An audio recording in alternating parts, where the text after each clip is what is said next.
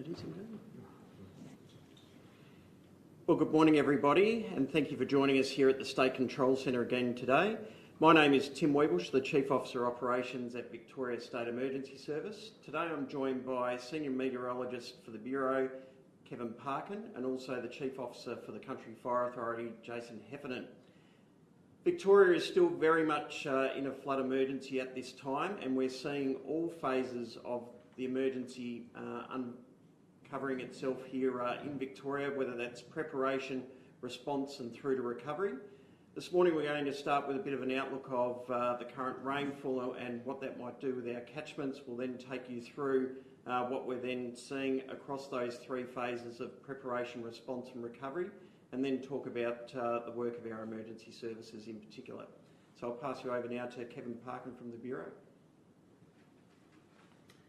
Thanks Tim. Kevin Parkin here, Senior Meteorologist with the Bureau of Meteorology. And my role here today is to provide a very brief overview of what's happened in the last 24 hours, but more importantly what the latest weather intelligence is telling us in terms of the forecast from today into tomorrow.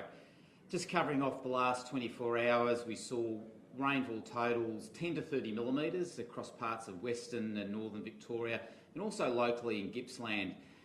Some of those higher totals, near 30 millimetres, fell at Echuca and Kerrang, and it was heavy at times, and this is on top of already the major flooding that's occurring in those locations.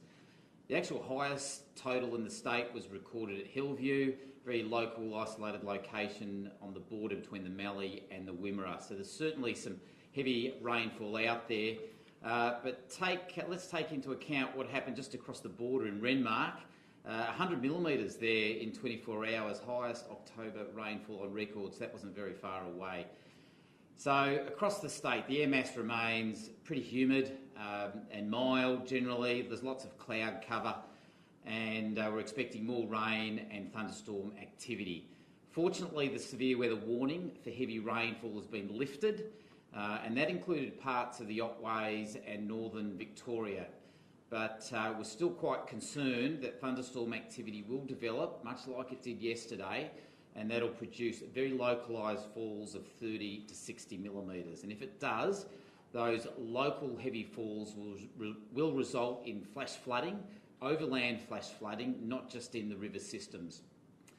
So the combination of these local heavy falls and widespread falls that's coming down from Queensland as part of this tropical air mass will put pressure on the river systems, and that's why the Bureau of Meteorology has a flood watch out for much of Victoria to see renewed river rises, mostly of a minor to moderate nature, notwithstanding the major flooding we've got near the Murray at the moment.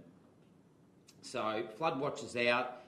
We've still got those major flood warnings in play on the Murray, and just stay tuned for those short fuse warnings issued by the Bureau of Meteorology.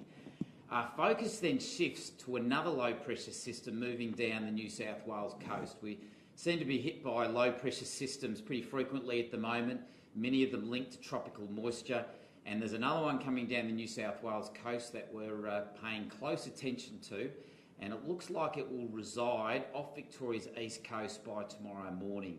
That'll bring rainfall into Gippsland, and they've been spared a little bit compared to the rest of the state. And while the rainfall totals aren't meant to be excessive, they'll still be enough to probably put a bit of pressure on the river systems in that part of the world tomorrow. So keep an update on the Bureau's flood watch, which could see renewed river rises, mostly of a minor nature, in response to that rainfall into Gippsland tomorrow. We're expecting further rainfall though as the week unfolds, but the focus after tomorrow then shifts to Sunday and Monday as we head into next week. A winter weather system out of the Southern Ocean will combine with further tropical moisture to bring widespread rainfall. So that'll be the next system that we'll be analysing and providing updates on during the week. It looks like it'll put further pressure on our river systems and maintain them in riverine flood status for some weeks to come. All this rainfall has meant October's rainfall for Victoria is likely to be one of the 10th wettest on record, and if we do see this rainfall come off as we head into Sunday and Monday, it's likely to be the wettest October on record, particularly for the northern plains of Victoria. Thanks very much.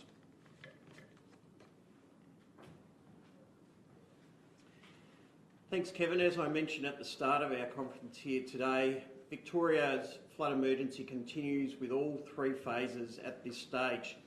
We have communities that are now being asked to prepare for flooding.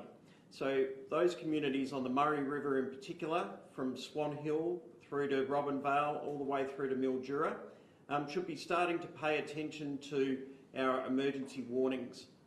There are flood watches that are out for those communities, and it is the time to start preparing.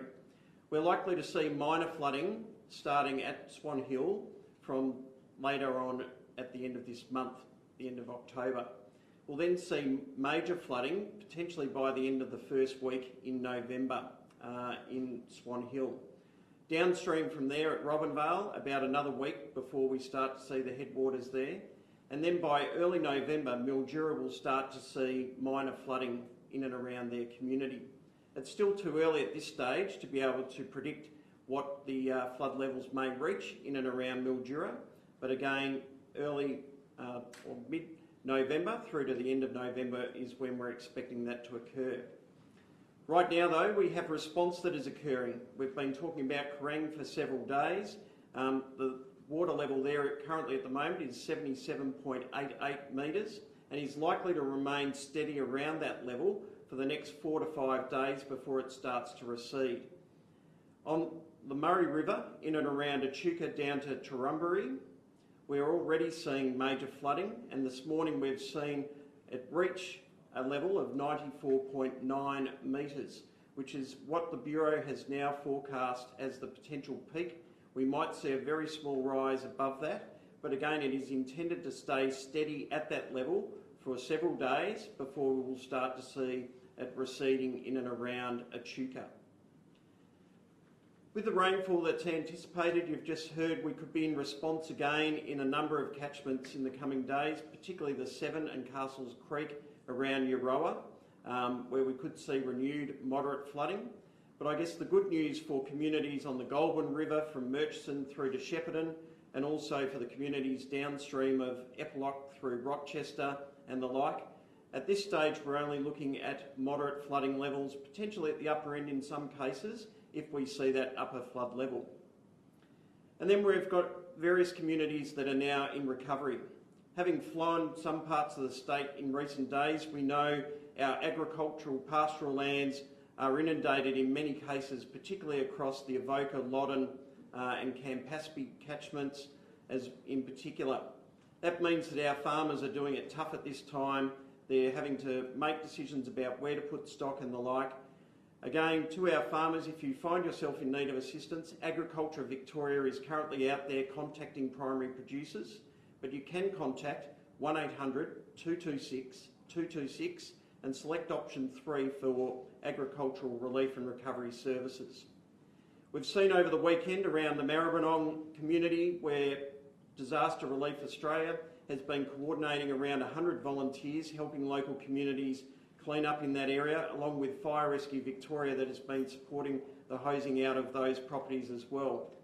But the recovery and clean-up efforts will start to move to Mooroopna and Rochester in particular, where we now have a dedicated Deputy Incident Controller for Rochester's relief in place to make sure that there is a focused effort on what has been a very impacted community. Again, if people find themselves in need of temporary accommodation or relief and recovery services, you can contact 1800 560 760. I'll now pass over to Jason Heffernan, the Chief Officer of the CFA. Good morning. I'm here today to touch on and talk about some of the important and great work our emergency service volunteers are doing in the community.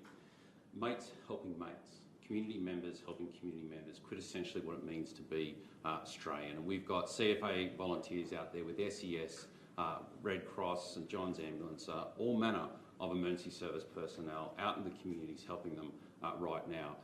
From the CFA perspective, we had some 4,000 volunteers that have been engaged in flood operations across Victoria, particularly in that northwestern part of the state. And those volunteers come from right across the state, whether they be in the Gippsland region, metropolitan Melbourne or outer metropolitan areas through Bendigo and the likes. Those volunteers are providing an essential service to those local communities, whether it be sandbagging, pumping out levees, pumping out premises, helping clean and hose out properties after the floodwaters have receded, and doing all manner of things that the community needs them to do, and I know they are there. On behalf of the CFA and the Chiefs and Commissioners of this state, I want to take this opportunity to say thank you. Thank you to every single one of our emergency service volunteers that are out there doing this day in, day out, a day and night. And more importantly, I want to say thank you to your families for allowing you to go and provide that service to your communities, and your employers for allowing you to be released, to put on the uniform, get out into the community and help them in their time of need. Our emergency service volunteers come from the communities to which many of this crisis is occurring. The floodwaters are coming up or in fact are receding. And there's many examples of volunteers that have been out helping the community, prepare the community, and in fact have had their own homes inundated. And certainly we have seen that in many locations, and that just is what our volunteers do, and the want of helping the community and doing their best to protect the communities, quite often at that personal sacrifice. So again, I say thank you to those volunteers and recognise the efforts that you have done, where it has also included some degree of personal loss. We will continue to support the flood operations in partnership with our emergency service partners, and particularly the SES. As Tim outlined, there's much more to do. This flood emergency is going to continue for many weeks, and we will be out there with our communities, with our partners, making sure that we can do the very best that we can do to ensure that our communities are prepared, and when the flood waters do recede, that we're in there side by side with our community and helping you recover at this time of need. Thank you. Happy to take questions, folks. Just in relation to Rochester, I think there are some residents having problems trying to access the emergency accommodation in Elmore at the Fields site there, Fields Day site. Do you know when they will be able to access that? Look, at this stage, the emergency accommodation is being provided through the Relief Centre out of Bendigo and also through local accommodation options. We have teams on the ground that are connecting with those community members that have been directly impacted and offering those services. But if there are people that are now finding that they do need that, they've perhaps been out of Rochester for some time, again, the 1800 number is the best location at this stage, which is 1800 560 760, and those accommodation options can be provided in the short term.